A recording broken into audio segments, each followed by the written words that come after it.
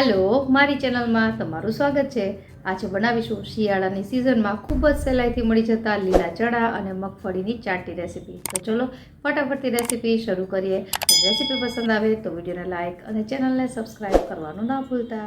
તો લીલા ચણા અને મગફળીની ચાટ બનાવવા માટે મેં અહીં 1 બાઉલ જેટલા લીલા ચણા લીધા છે, જે લગભગ 1 કપ જેટલા છે, અને અડધો કપ શિંગદાણાને મેં ગરમ પાણીમાં 1 કલાક માટે પલાળીને રાખી દીધા હતા। હવે સૌપ્રથમ આપણે આ શિંગદાણા અને ચણા છે બંનેને ઉકાળવાના છે।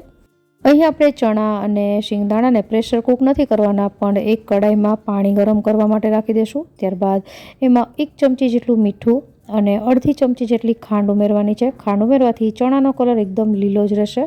હવે ચણા અને શિંગદાણા છે એ બંને ઉમેરી અને એને લગભગ મીડિયમ ગેસની ફ્લેમ પર 10 મિનિટ માટે ઉકાળવાના છે, અને બંને ઉકળી જાય એટલે ગેસ બંધ કરી દેવાનો અને ઉપરથી ઢાંકણ બંધ કરી અને એને 5 થી 7 મિનિટ માટે એમનેમ રહેવા દેશું। અને ત્યારબાદ આપણે ઢાંકણ ખોલી અને જે શિંગદાણા અને ચણા સરસ રીતે ઉકળી ગયા છે એને આપણે પાણી છે વધારાનું કાઢીને એક પ્લેટમાં લઈ લેશું। હવે આ બંને વસ્તુ એકદમ કોરી થઈ જાય એટલે એક મોટા વાસણમાં લઈ લેશું અને ત્યારબાદ આમાંથી ચાટ બનાવીએ। તો ચાટ બનાવવા માટે સૌપ્રથમ આપણે આમાં ટમેટાં, મરચાં, ઝીણી સમારેલી ડુંગળી અને કોથમીર ઉમેરીશું। એની સાથે સ્વીટ કોર્ન અને કેપ્સિકમ પણ સારા લાગે છે, એ પણ ઉમેરી શકાય। હવે આ બધી વસ્તુને મિક્સ કરી અને ત્યારબાદ આ ચાટ છે એકદમ રિફ્રેશિંગ લાગે એની માટે ફુદીનાના પાન છે જે મારી પાસે સૂકવેલા છે એ ઉમેરી રહી છું। જો તમારી પાસે આવી રીતે સૂકવેલા પાન ન હોય તો તમે ફ્રેશ ફુદીનોને પણ ઝીણો સમારીને ઉમેરી શકો, એ પણ ખૂબ જ સરસ લાગે છે। અને હવે કરીએ મસાલા। તો મસાલામાં સૌપ્રથમ આપણે અડધી ચમચી જેટલો જીરાનો પાવડર, અડધી ચમચી જેટલું લાલ કશ્મીરી મરચું, અડધી ચમચી જેટલો ચાટ મસાલો, અડધી ચમચી જેટલું સંચળ, સ્વાદ પ્રમાણે મીઠું, તમે મીઠાનું પ્રમાણ તમારી રીતે વધતા ઓછું કરી શકો। અને સૌથી છેલ્લે અહીં આપણે 1 આખા લીંબુનો રસ છે મેં કાઢી લીધો છે એને ઉમેરી દઈશું।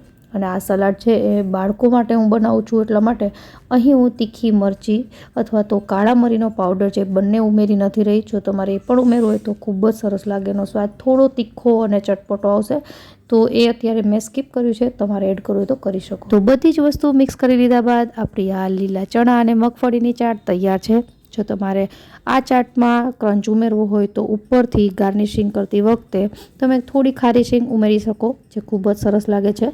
તો આપણી આ ચાટ તૈયાર છે। આશા રાખું રેસીપી જરૂરથી પસંદ આવી હશે। ફરી મળીએ નવી રેસીપી સાથે, ત્યાં સુધી બાય બાય।